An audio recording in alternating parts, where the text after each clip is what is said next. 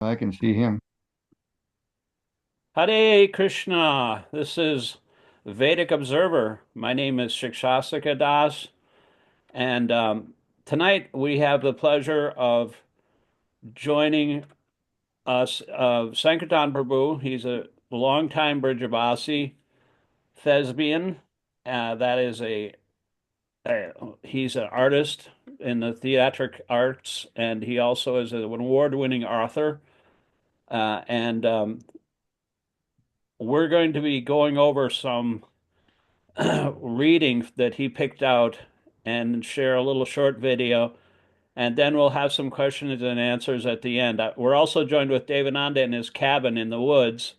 He's not on camera, and he won't be engaged in the reading, but he's going to listen in and maybe put his 2 cents worth in at the end after our presentation here. So thank you, Devananda and Sankirtan Prabhu, for joining us, and go ahead. Before we begin the reading, I just wanted to explain these quotes are from Prabhupada and also from the Srimad Bhagavatam, and they all deal with about engaging in what's happening in the social level and engaging, and also in that engagement being able to present Krishna consciousness as well.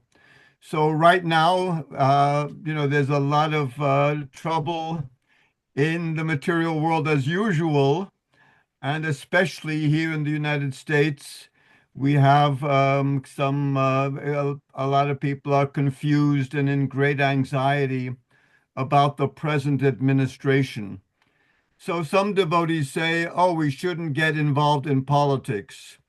But that's not Prabhupada's vision. We don't want to get involved in mundane politics, but we do want to get into the political arena to be able to share Krishna consciousness and the Dharma and the Varnashram Dharma, the whole ideal social system.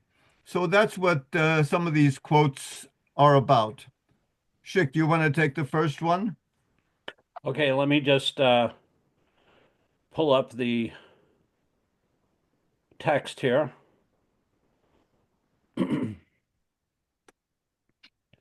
So you want to go from the Srimad Bhagavatam verse, right? Yes, from the very beginning over here. Okay.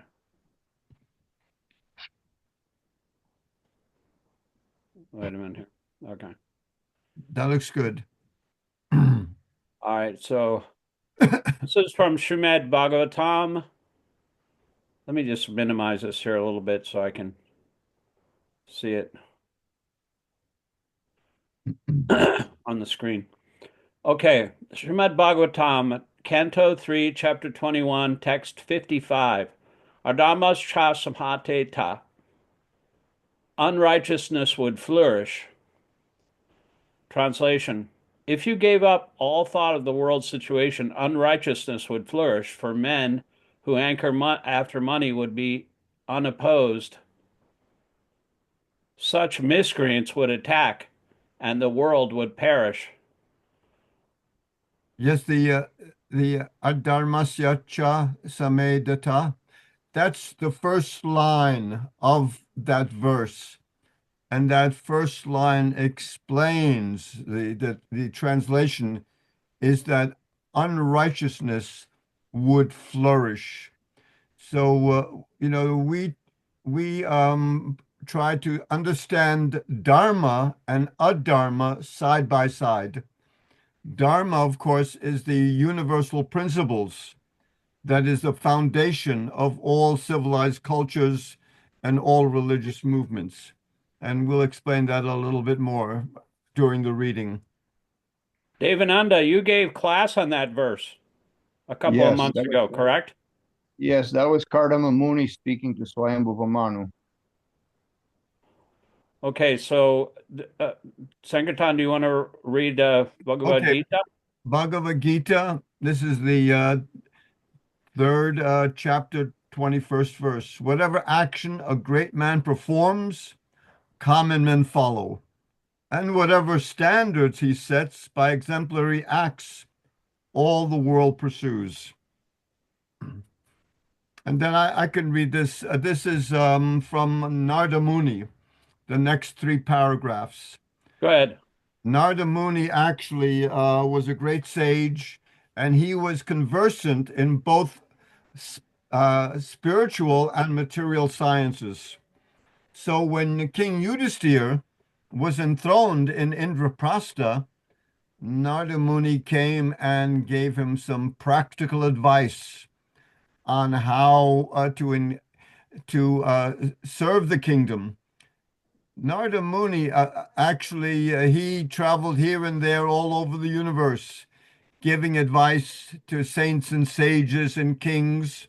And here on this occasion, he's visiting Yudhisthira. And Yudhisthira, King Yudhisthira, is the ideal Vedic king who is both a servant leader.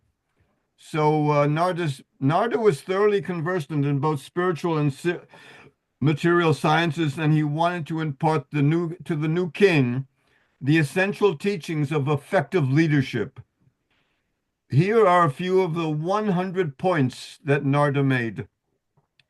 May you always follow the teachings of the Dharma and never transgress those moral principles for the sake of mundane pleasures.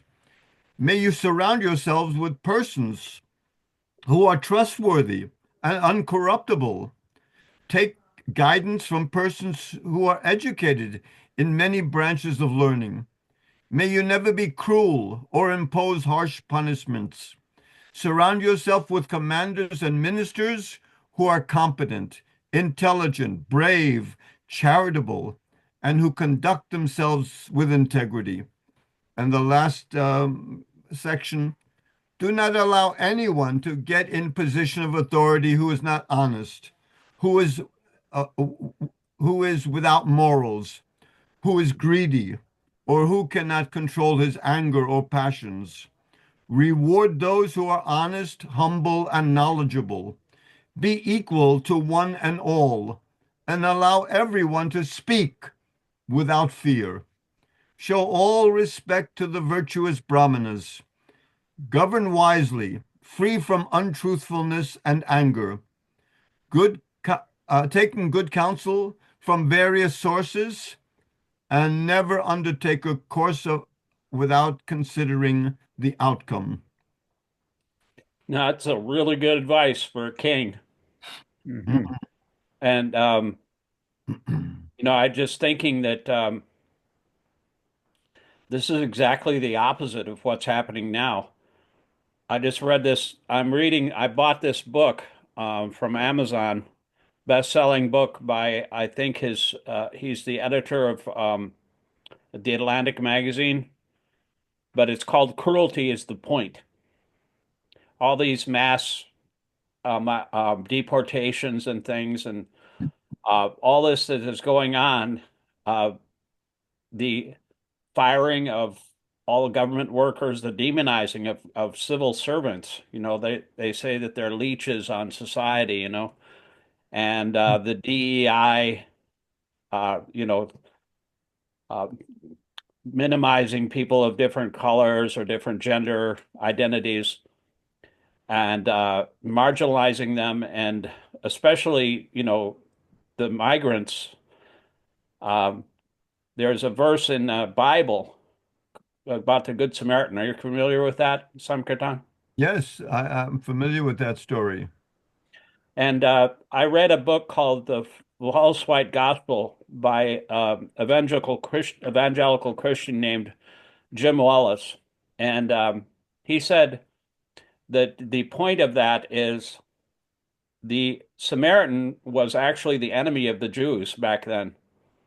And some lawyer had asked Jesus, what is the law? What is the highest commandment? And he said, you tell me, And so the lawyer said, to love thy God with all thy heart, with all thy soul, and with all thy mind, and thy neighbor as thyself. And then Jesus said, that's correct.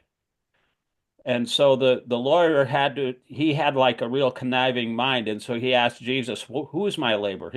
Who is my neighbor? And in order to make a point, Jesus pointed out the Good Samaritan story. Yes, and the interesting thing is that the Samaritan was a stranger to the area. Yeah. Yeah, he was a stranger and he was an enemy of the Jews. And the person that's lying on the side of the road is Jewish, but none Correct. of the people that were passing, who were also Jewish, offered to help. Only this stranger, who was the Good Samaritan, he's from the Samaritan tribe. And so he took responsibility, brought the man to a tavern, paid for his stay and lodging and food And until he the said he man. would reimburse him if there Yeah. was extra expense. So it's a That's an very, amazing story, it is. and it's actually that's what I like about the Christian parables because also Matthew, I think 44, 45, something like that. Um, as you do unto the least of these, my brethren, you do unto me. He says, how can we get into heaven? So this is just um, that's one of my favorite verses in the Bible because these things have to be pointed out. Um, because the attitude now is like the poor, they're vilified because it's an envious characteristic. A lot of materialistic persons are envious of people that are poor and they judge them on a materialistic basis. They praise those who are rich. They say, oh, he's done so much, and they worship them. But then those who are poor, they're just leeches. They say, "Oh, you know how these black people they're getting refrigerators? Can you believe it? They have refrigerators and Obama phones. They gave out Obama phones for people that were like in distress and they needed to call. And so that they were like, that it all came from like Ronald Reagan and the welfare queens, you know, that kind of mentality. But that's, and Chris Christopherson, who just recently passed away, you know him, right, Devananda? I mean, you've showed me that it just reminds me of that a line from his song. Um, Everybody needs somebody that we can look down on, who we can feel better than anytime we please. Someone doing something dirty, decent folks can frown on. If you can't find nobody else, and help yourself to me. So that's an envious mentality. You know, praising or criticizing. Lord Krishna tells Arjuna, don't engage in praising and criticizing anyone because that creates a dichotomy and it disturbs your devotional service. A- That's in the 11th canto. As you go down here with these quotes, you'll see the responsibility of the king. The next You go ahead and read a the few more next here. quote is from the Srimad Bhagavatam. The king is to see to the welfare of the citizens from all angles of social, political, economic, and spiritual upliftment. So that's from the first canto, the purport of the 49th verse. The next is the conversation that Prabhupada had in Mayapur.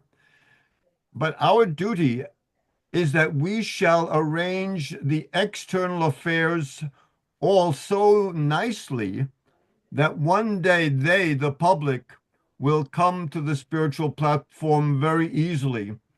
So we do want to arrange a culture and a social structure that people will feel comfortable in, they'll feel safe and peaceful, and they'll be able to prosper. And Economically and spiritually. exactly. Do you want me to read the next one or do you want to read it? I'll read one more and then you can read. Okay. This is the morning walk, and Prabhupada explains, therefore, the public must know whom to elect and how to elect. That should be our propaganda because nowadays it is a democratic government teach people how to select a real leader. So this is part of our mission. Educate people as to the qualities of a good leader. What is a good leader? How is he supposed to behave? How should he be conducting himself? And so this is a very vital because a lot of people nowadays really don't understand the nature and the qualities of a good leader. Now, I have a question for you, Sankirtan. Yeah. Some Do we, devotees, I even a know, guru, hang on for a second. In my thing, I'm seeing a bar. Uh, are on your screen, are we, this bar seems to be covering part of our heads. I don't know. Yeah, you don't see that on your screen. I can see no. you. Yeah, I just have the three thumbnails of our Okay, persons, people. but there's no bar going across that covers our heads. No. Okay. No, One no. thing So I is think I think this is the way it's recording, the way it's on my screen. okay, go ahead.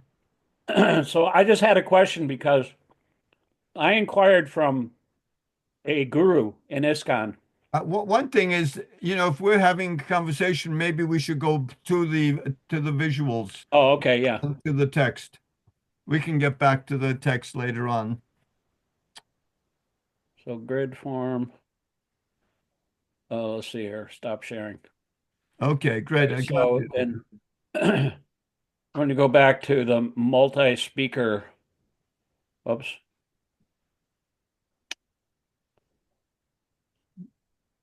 Anyway, You were hold on. saying?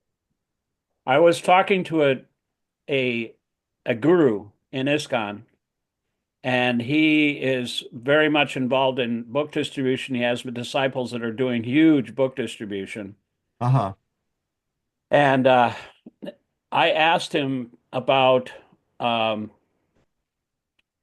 choosing, guiding people in these ethical issues, how to pick a a leader, just like Prabhupada was saying, because it's a democratic society, we have to be able to Mm-hmm. show people who is actually a better leader than others. Of course, and then he said, well, as far as I'm concerned, I think the GBC should direct all devotees not to get involved in any of that.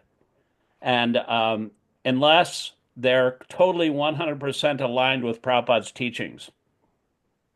So I wouldn't hold my breath on that, Uh-huh. to wait for a leader like that to appear in a democratic society. It seems Well, like we have to, can you comment on that? well, our mission should be to train the public as to the qualities of a leader. In one sense, we can't recommend anybody. We don't really know their background, but we need to give the public an understanding of what the qualities of leadership are, and especially to understand a servant leader. Because Dronacharya, 5,000 years ago, he understood that there was Duryodhan or Yudhisthira, they were both the leaders of their families, and one of them would eventually become the leader of the kingdom. And so he asked each one of them to do something.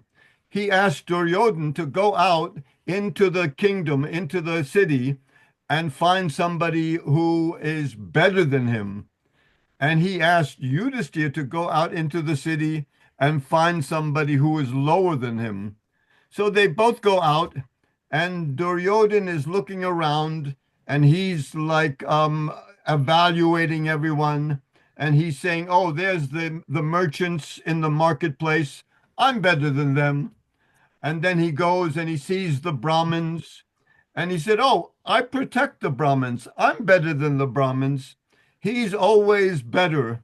And he comes back to Dronacharya, and without anybody, he hasn't found anybody that's better than him.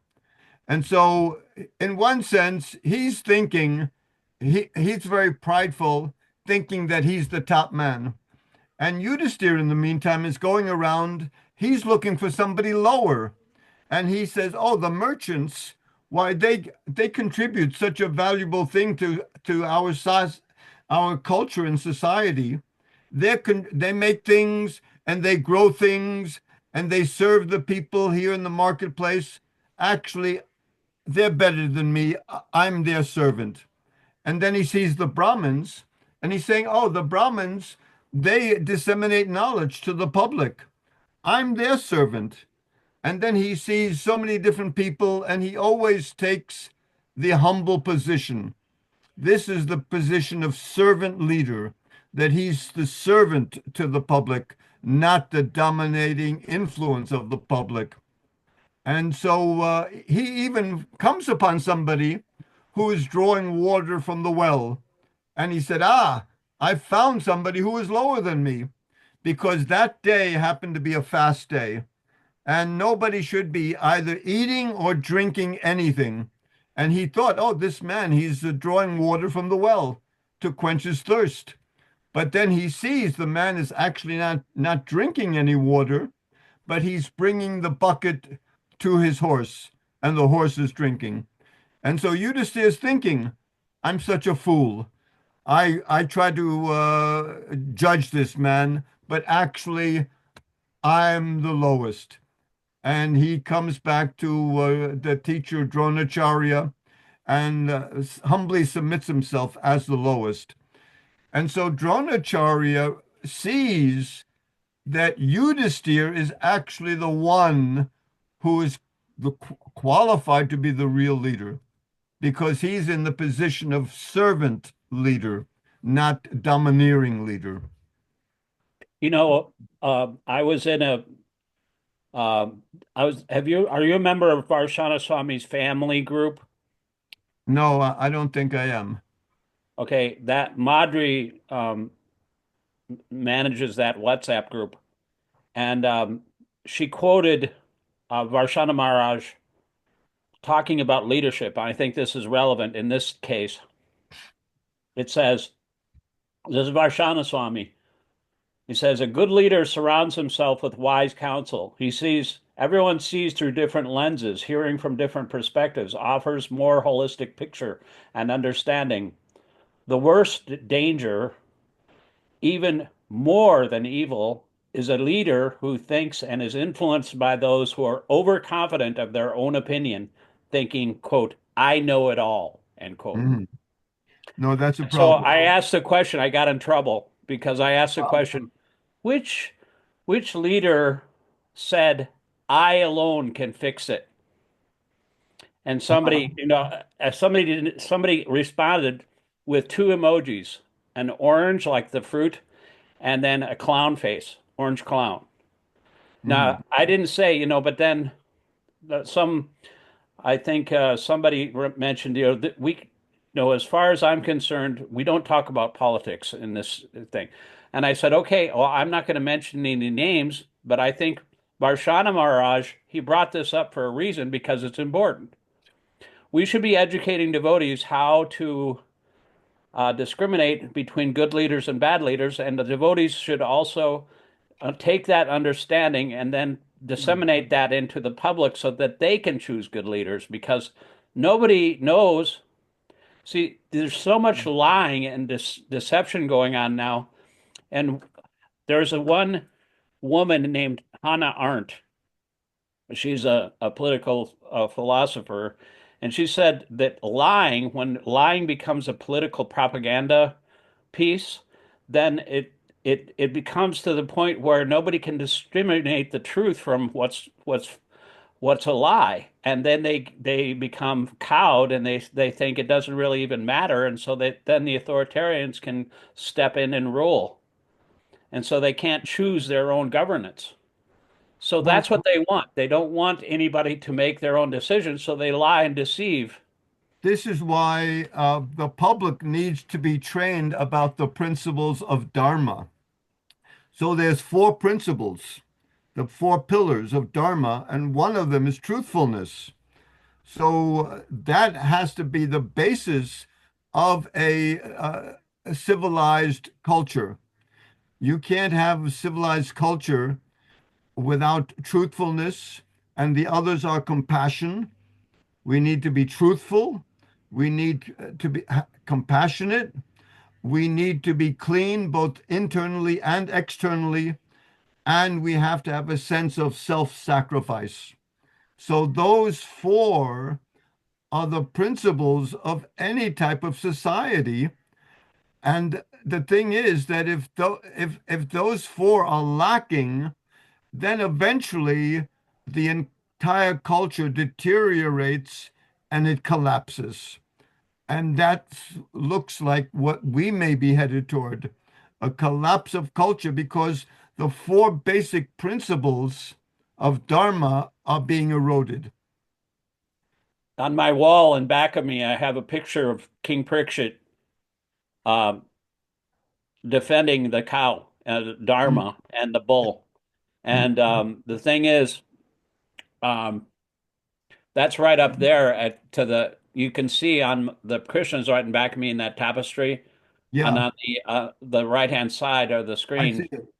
Yeah, and so um, the leader should also protect the inhabitants, even the animals, but you can't really judge who is the wrongdoer. That was the conclusion, that very subtle conclusion of that pastime. You can't accuse the wrongdoer or the mischief monger of being a mischief monger. Otherwise, it goes right back on you. It's like jujitsu, you know? And so, but the thing is, this we're in a Kali Yuga right now, and the three legs of bull, the Dharma of the bull, truthfulness, is the last leg that she's standing on, or Dharma is standing on, and austerity, mercy, and cleanliness are gone pretty much. And so, I was reading the Padma Purana, and you know the goddess, demigoddess Earth, Bhumi. Now she said that I can bear the weight of many heavy things like mountains and oceans, but I cannot bear the weight of one liar. Mhm. And so that's the one leg it's standing on. But the lying is so rampant right now, it's actually becoming a political, just like, for example, just recently, the leader of this country said that actually it wasn't Russia that started the war, it was Ukraine. And now that's so outrageous, but it's actually a technique, a propaganda technique to for a group to leverage the other group, the B group, and so it puts them at a disadvantage, and then nobody can. And the B group that's being the A group that's making the lie against the other group thinks that they deserve it, and they enjoy the making them mad, the trolling that's going on. So they actually it's para suki duki, deriving pleasure from other people's misery. Yeah, like the person that you were talking to, I Prabhupada doesn't agree with him. Let me read you the next section over here, Okay, hold on a second. because this is Prabhupada's assessment.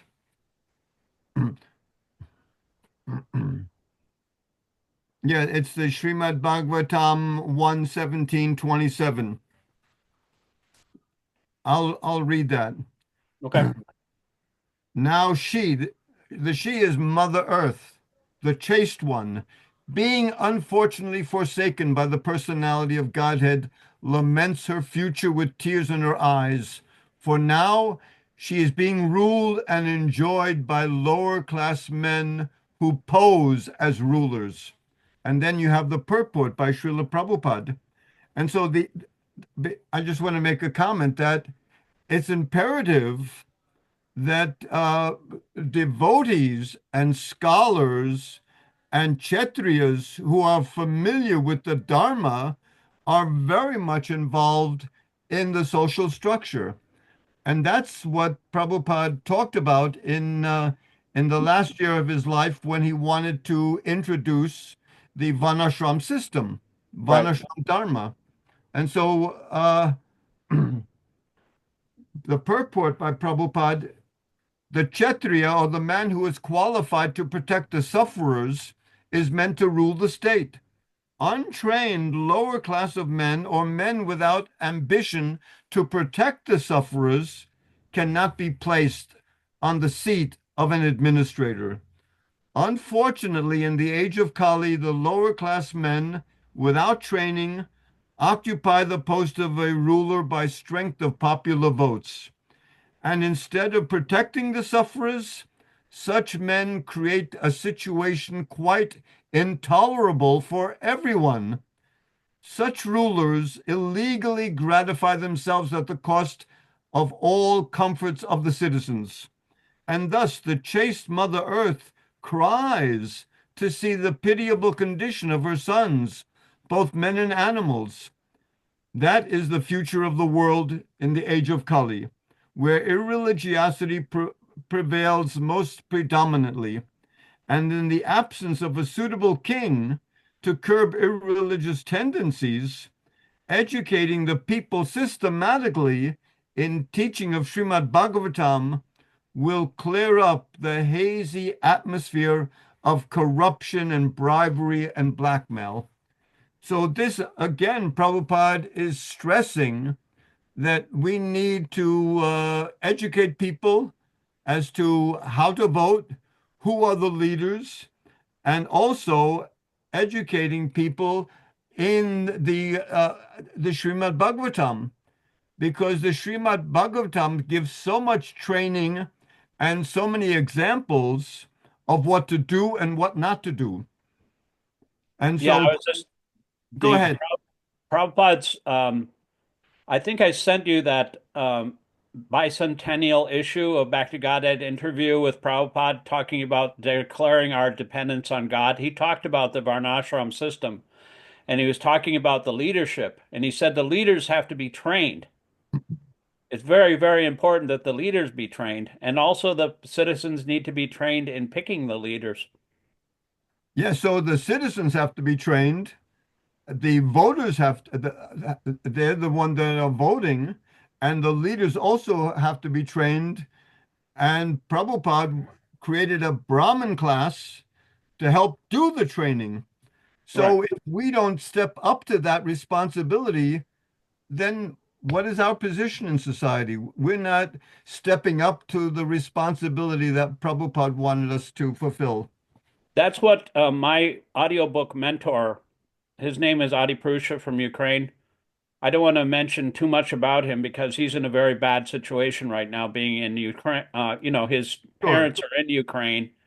But anyway, he said that the thing that's lacking in our ISKCON society is that there's no guidance in the general public in ethical principles like you're speaking of.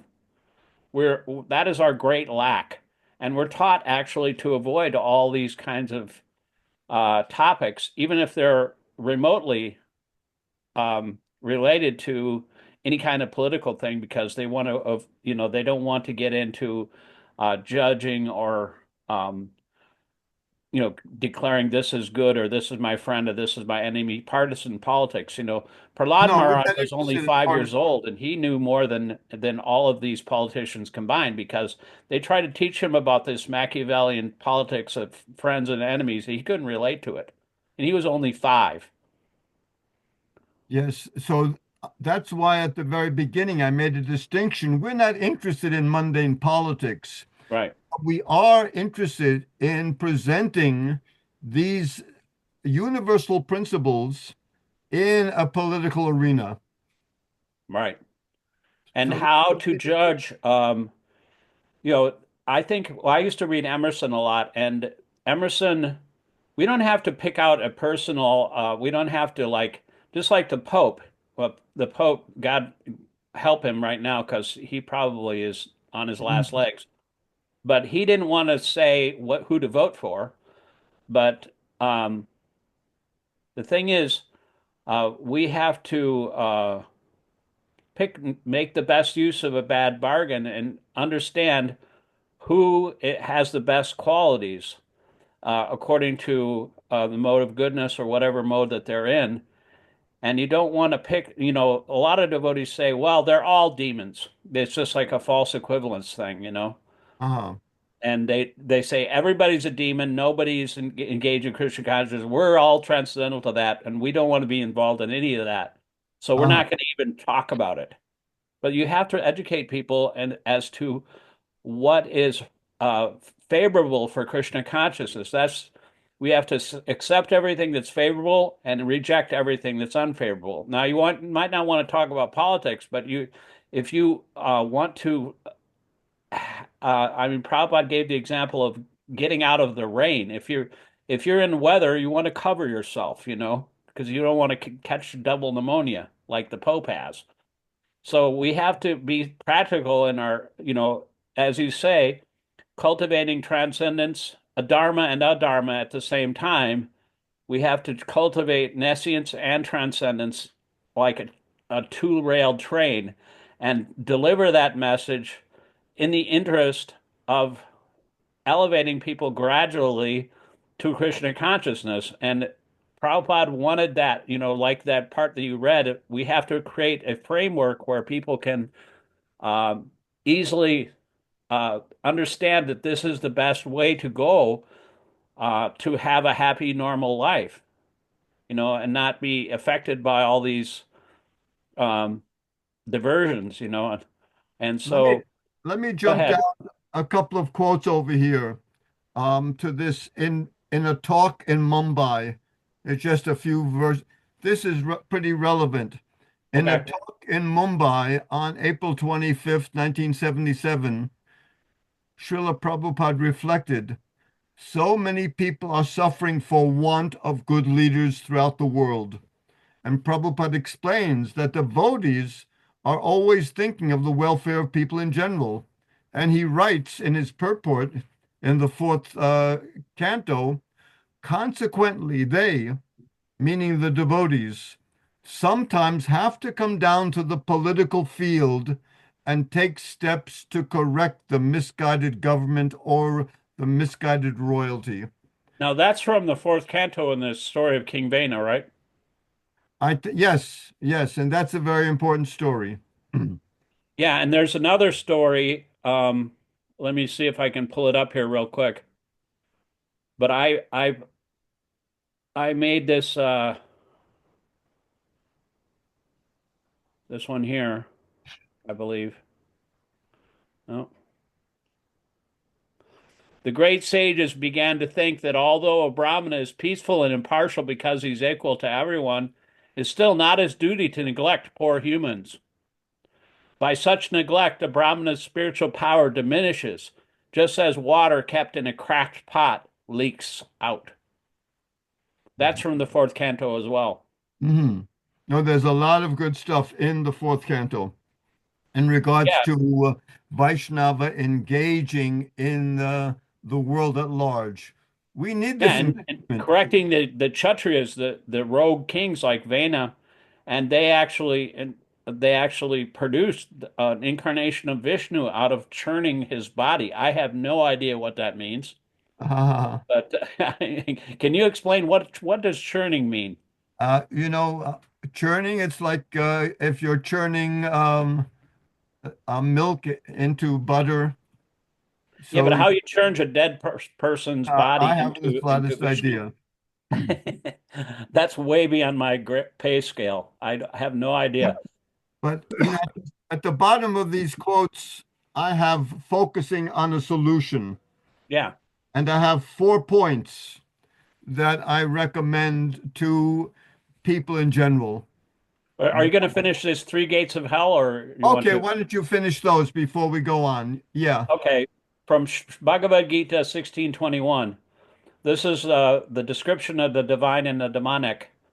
And I feel it's actually very important to people who to apply these verses because what, like I was saying before, Emerson would comment. He said we have to be able to. It's actually a gift from God to be able to discriminate between the angels and the devils. Who is a demon? Who is a devotee?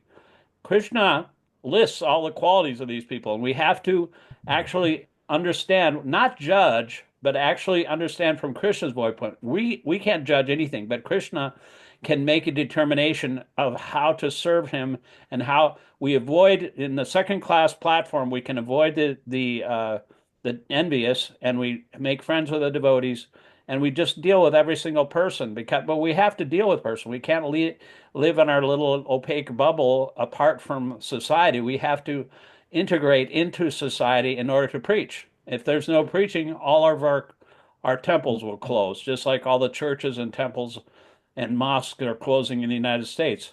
So we have to integrate with society.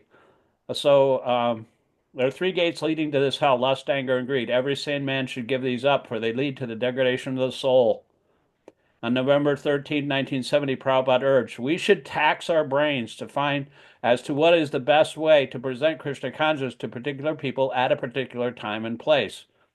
Right. And These are all of these quotes are so valuable to understand that our responsibility is to engage, not to, to keep separate. But at crucial times like this, yes, our responsibility is to engage.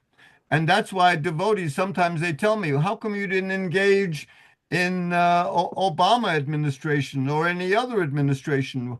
Why are you taking this one to engage? So the thing is, this is the point that I'm been making to devotees, that these problems that we're seeing now are the result of decades and decades of mismanagement and cheating from both sides, from the Republicans and from the Democrats. They both understand the problems that we have, and they've been kicking these problems down the road for decades. And now we're at an impasse where we have like a national debt of $37 trillion, and we're paying in interest about close to $1 trillion a year in interest on the national debt. And people are scrambling. And so this administration, what do they want to do? They want to point to the poor people. Oh, let's take away some of their services. Let's take away some of their benefits. Or let's take Medicare, away, health care, Medicare, Medicaid, Social Security. even Social Security. They're looking at all of these things. And so before we read that the leader has to protect the helpless people. The leader is not coming here to rob and to extract. Oh, in the Vedic culture, the first principle of leadership is they have to make the biggest sacrifice. So if they want to start anywhere, Congress has a very good salary that they're making every year. Let them take a 25% cut in their wages. Or let Trump, let him, he takes an awful lot of holidays and golf days. Let him cut back. And let Musk, who's a billionaire, the reason he's gone into government is to protect his own contracts. He has billions of dollars of contracts with the United States government. And so he's there not only to take away the benefits of just the general public, but he's there to protect his own interests and his own governmental contracts. Because Tesla, his company, last year, it started to dive down, and it's not doing so well. He has to scramble and come up, and he has huge amounts of money tied up in government contracts, and he wants to make sure that nobody touches those. But this is the actual opposite, because the leader makes the biggest sacrifice. Not that he avoids making sacrifices and places all the responsibility on the lower lower people. This is a horrific example of a so-called leader. Yeah. It's they're not like a real leader is supposed to take the citizens and protect them just like children. They treat the citizens like children and protect them. And the Kshatriyas are supposed to, Chat means hurt and Triya means to protect. And they're supposed to protect them from harm.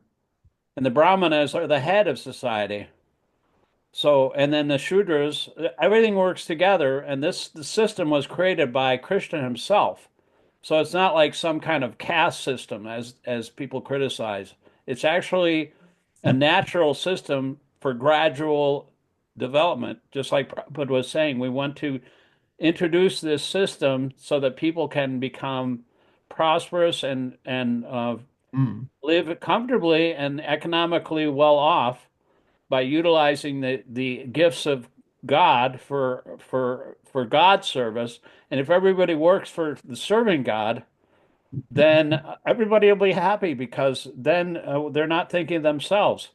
It's only when they think that all these things, these resources that are here on this earth are meant for me, then there's problems because then they start fighting with each other. You want to have these four last points here? Yeah, let me take a look at these. This Can you is, see them? usually in a lot of podcasts, people are complaining, people are seeing the faults, and people are recognizing what's wrong with the administration. But not many people are actually trying to provide a solution. So these 4 points that I've put together, actually, I've made it into a flyer. And wherever I go, I pass out a flyer if the occasion arises. So one of the biggest problems that we have in America right now is polarization. And that's my first point. Polarization is another form of manipulation. To divide people and turn them against one another, more than ever, intelligent Americans have to come together from all sides. Those who are frustrated with the system come together to understand that they have more in common than what separates them. So our responsibility should go out and talk to folks who don't really, that we don't really usually talk to. Listen to others, express yourself, be civil, and in this way begin to reverse the polarization that the manipulators and the exploiters, they try to identify scapegoats. So they're expert at doing that. Recently, the scapegoat has become the bureaucrats who sit around and don't do anything. But, bureaucrats have an important function.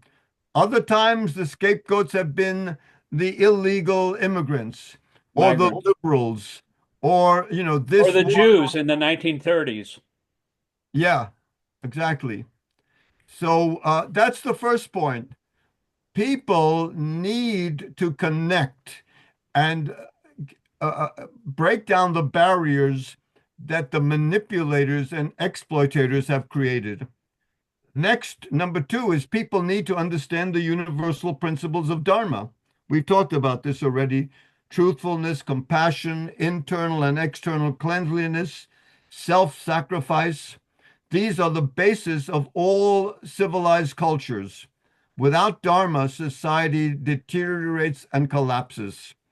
And then this is number three. The Vedic culture describes several types of mothers. Included are the cows and the earth. Compassion begins with honoring and protecting the mothers. So it's imperative to stop eating meat. The slaughterhouses are horrific. So the animals are being butchered in these slaughterhouses. They're cruelly being killed, and first of all, they're fed in. They're shot up with a lot of hormones. So people are against vaccines, but they don't realize they're eating so much, stuff. They're digesting it through if they're eating meat. They're getting all sorts of stuff. And, a lot of people nowadays are overweight. So the animals are shot up with things that make them grow and weigh more rapidly. So what we're seeing is a direct result from meat eating. And so this is imperative that the animals and the birds and the trees are also, like you mentioned, Shikshastika Prabhu, that they're also citizens of the country. And so the leaders have to prevent the suffering of others, and they can easily start with the animals and then work their way up and make sure once the animals are free and feel relieved from the threat of being butchered, they also contribute to an overall consciousness that Prabhupada explains that the cows, if they're running in a happy mood in the fields and eating the grass in the fields, that happiness spills over to the rest of society. And the last thing is that in the age of Kali, this is the Kali Yuga, it's characterized by excessive greed, anger, lying, and cheating. And the best way to counteract these ill effects, both in ourselves and in the public arena, on the world stage, is to meditate upon the Maha Mantra, the great prayer of peace. Hare Krishna, Hare Hare Krishna, Krishna, Krishna Krishna Krishna, Krishna, Hare Hare Hare. Hare, Hare Hare Rama, Rama, Hare Hare Rama, Rama, Rama Rama Rama, Rama, Hare. Hare Hare. And Prabhupada also explains one of the quotes that we jumped over. Um, and I want to read this quote, and maybe then we can go into that beautiful meditation on the holy name. That if you have that lined up, get ready. I'm going to read this quote, a lecture that Prabhupada gave in Hawaii in 1974. If people are Krishna conscious, naturally the government will be Krishna consciousness. And if you are fools and rascals, the government will also be fools and rascals, because the government is the representative of the people. If you make a revolution of the Sankirtan movement, then everyone chanting and dancing, the government will change immediately. And so what we need to do is get people, the more people we can get involved in the chanting of the holy names of God. There are many names of God in religious traditions all over the world, but we use this one specifically because Chaitanya Mahaprabhu, he prophesied that the chanting of Hare Krishna would go all over the world.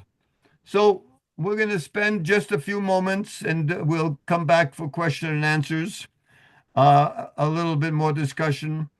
But let's hear this very beautiful kirtan by Janavi Harrison, a longtime devotee in London. So, Shik, are you ready to move on this? Go ahead.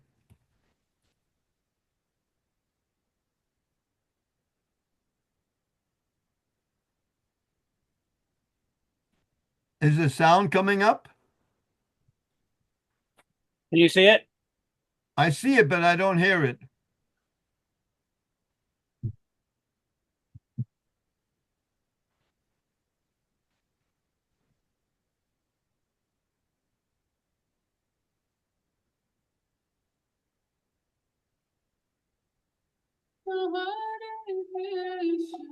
Now I hear it.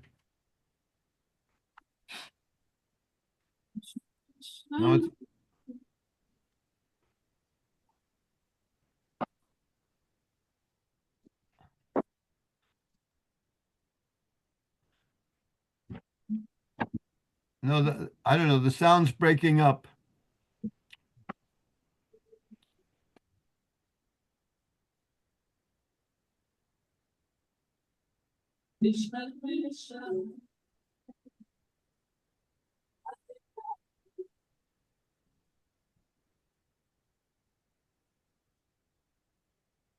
I'm not getting the sound. Okay, I think it came through on the video. Might not have been. It was playing on my end. It was? I Yeah, didn't. I'm sorry. that's all right. Do you It's think technical we'll things. play it for another minute or so? Okay.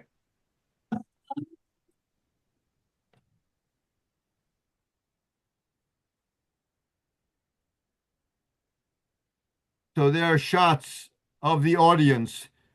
And so the more people that can participate, the more powerful the vibration is going, the Hare Krishna vibration is going to change the vibrational atmosphere.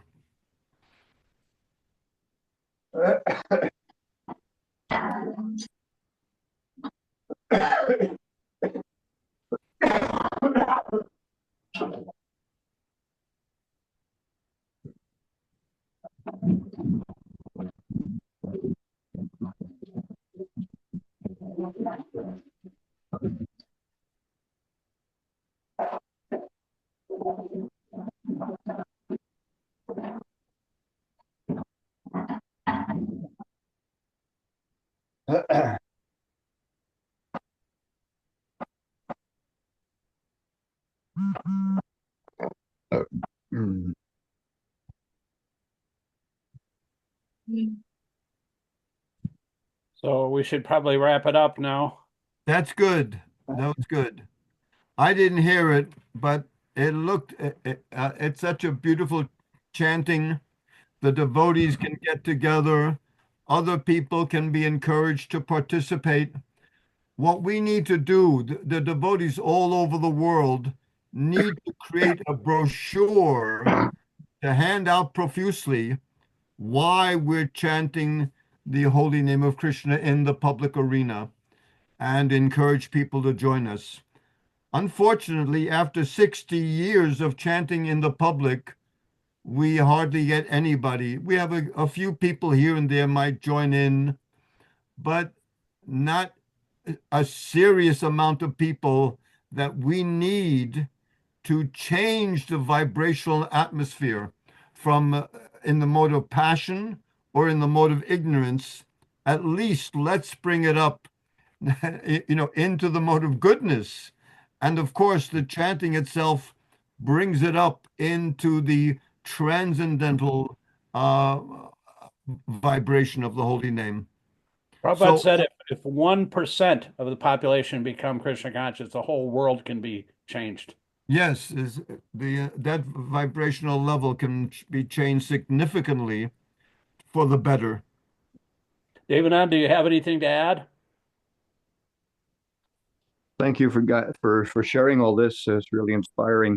Um, One thing I was reflecting on, and we spoke a lot about truth, and generally, like when we consider the masses and how they understand truth, it's generally just a relative position, lying or not lying, truthfulness and lies. So, and then I was thinking, reminded of a verse in the Bhagavad Gita. Krishna says that seers of the truth have concluded that of the non-existent there's no endurance, and of the existent there's no cessation. So, unless there is at least some degree of understanding and realization of this, then we're going to be teetered and tottering between um, left and right. For example, where the left is struggling with understanding how to apply a diversity, and on the right you have trying to understand the principle of unity. They don't understand what the real unity is on the spiritual platform, and applying diversity requires guidance from the scriptures, to apply to diversity. So therefore,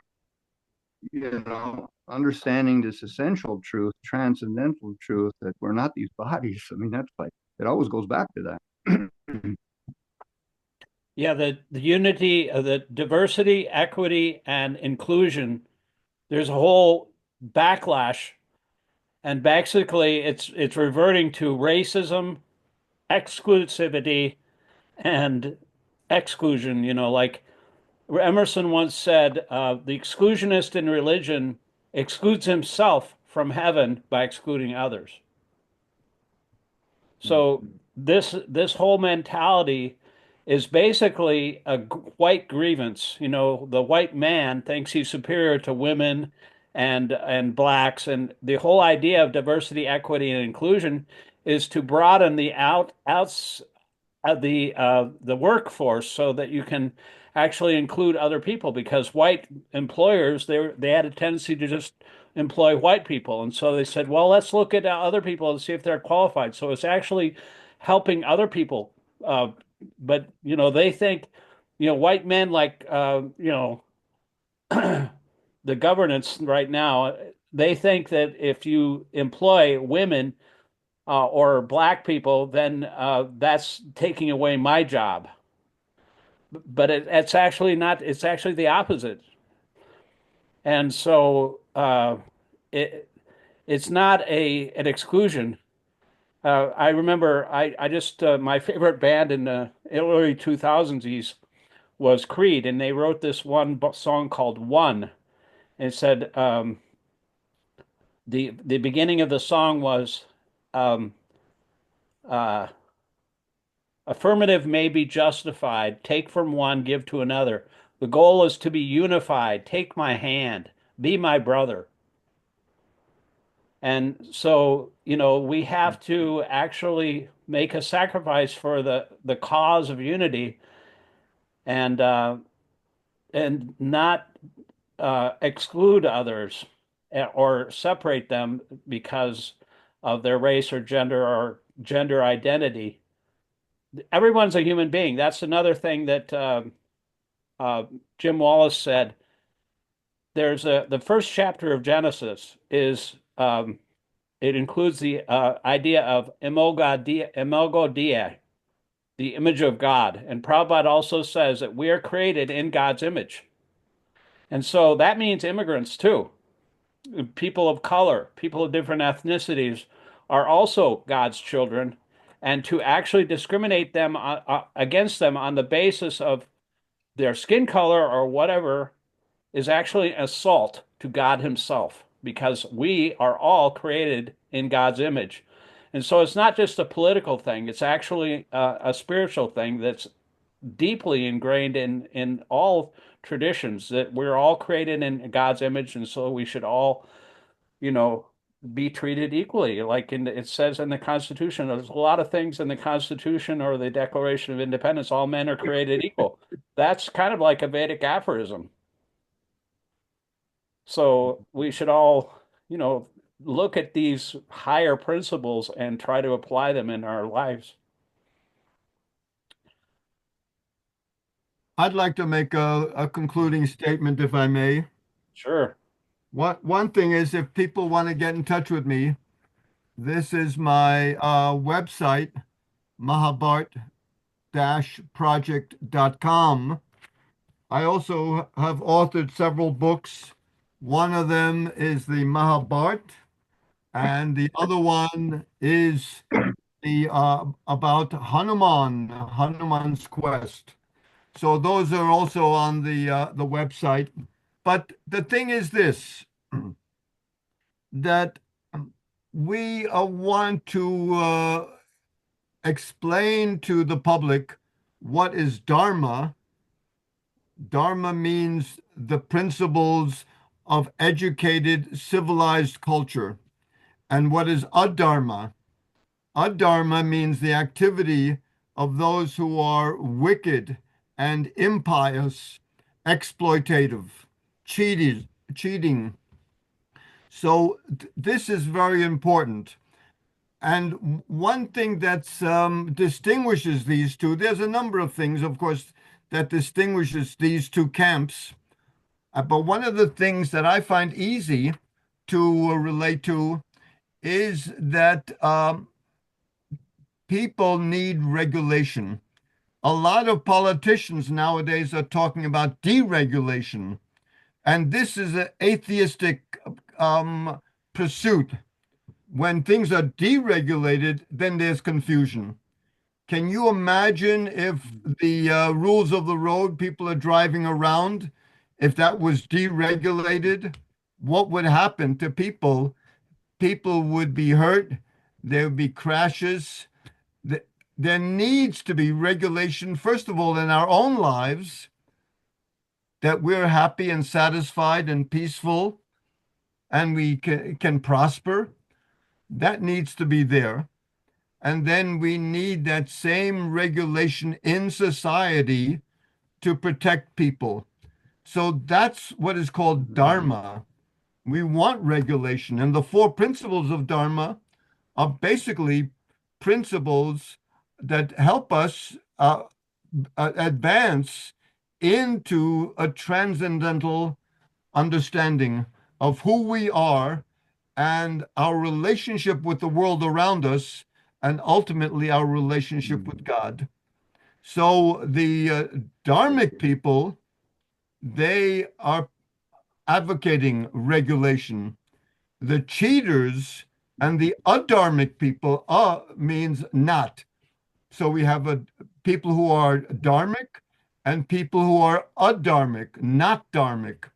And those people, it looks like a lot of them are very vocal about deregulating industry and deregulating so many different things, tearing down the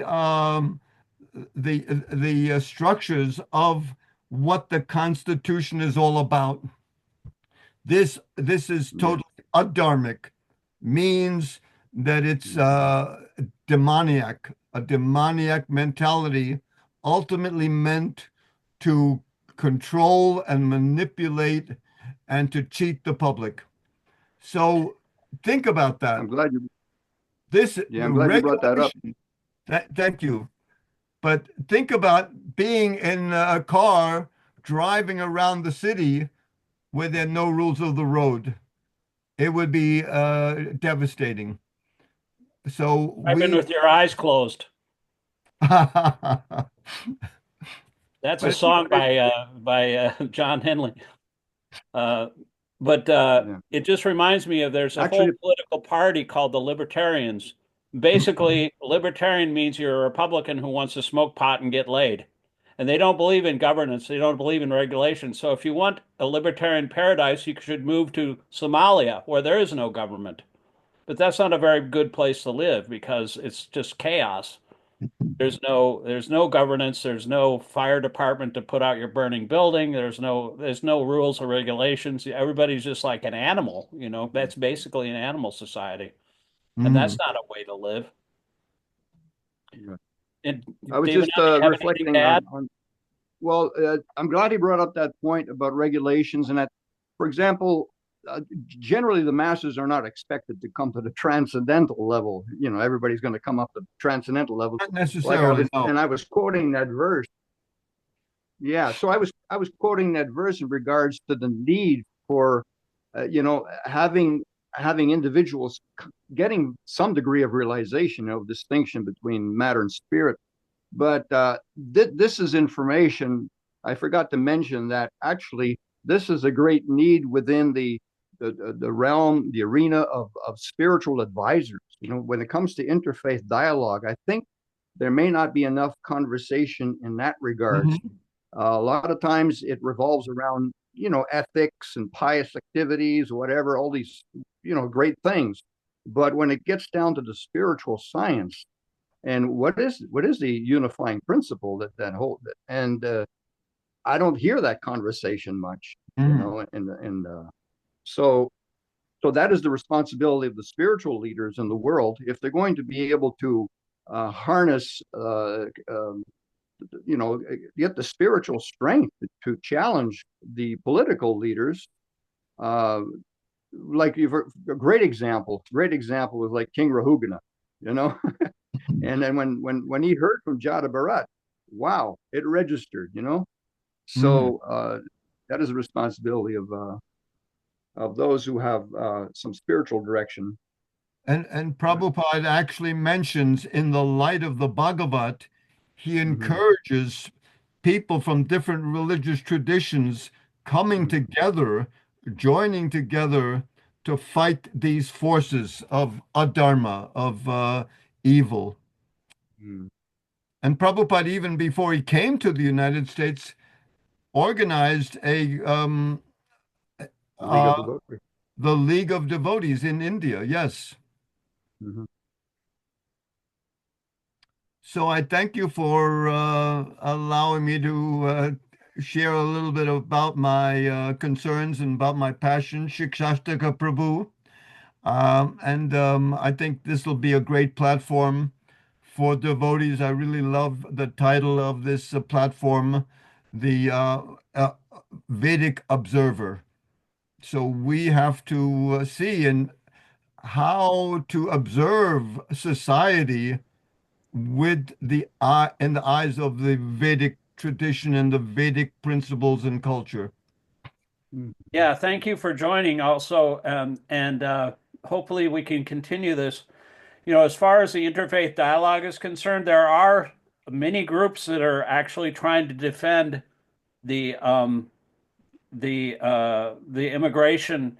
They have sacred spaces. It used to be in a law in the United States that you can't go into any schools or churches and pull migrants out of them. But now, there's different denominations. There's a long list of ecumenical groups, including the Episcopal Church, Disciples of Christ, AME Zion, Presbyterian Church USA, the Baptist, United Methodist Church, Mennonite Church USA, and the Quakers. And the three largest groups, the largest Jewish denominations, are pushing back against the ICE raids into sacred places. And Mm. I think devotee leaders also have to raise their voices. I don't hear any voices coming from the leadership in the Hare Krishna movement.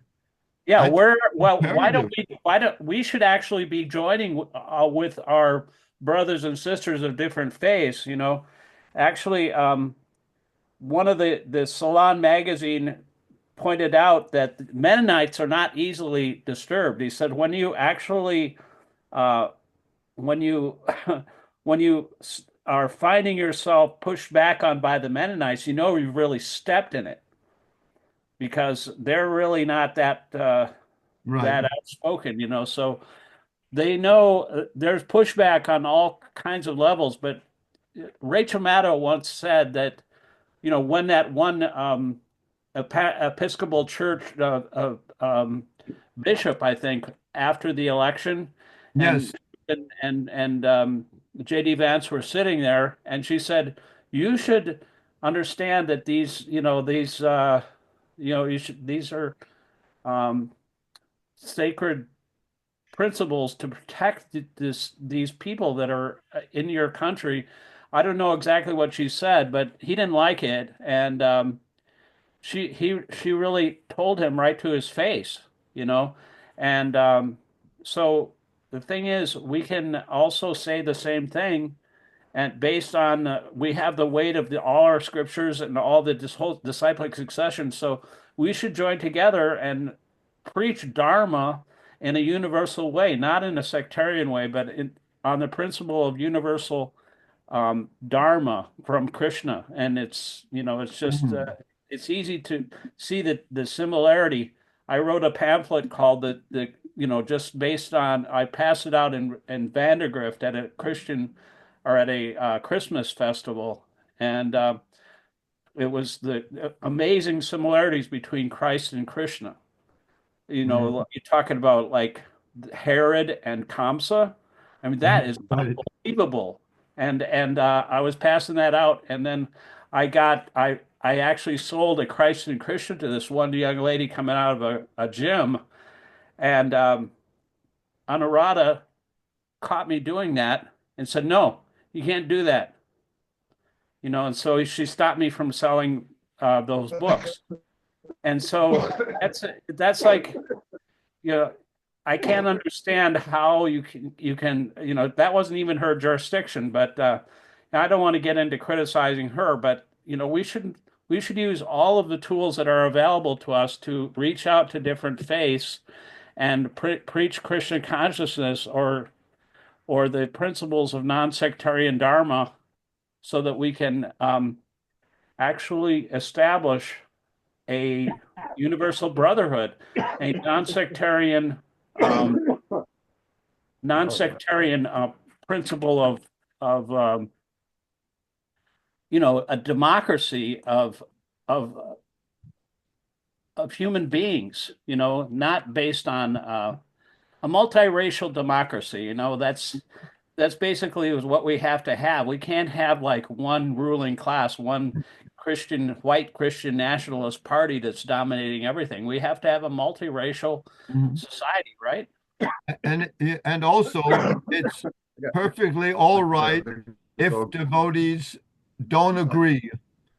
Devotees don't have to agree on everything. Devotees can have their own perspectives and their own strategies, and that's perfectly fine. There's no need for devotees to have to agree on every little item. Yeah. Yeah, so I agree with you.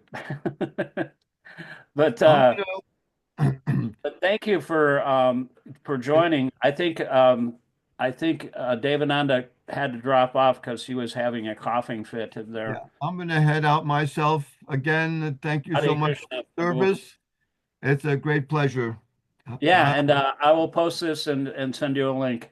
Thank you Please for joining do. me, and it was very, very instructive and thought-provoking. So thank you again. Hare Hare Krishna. Krishna.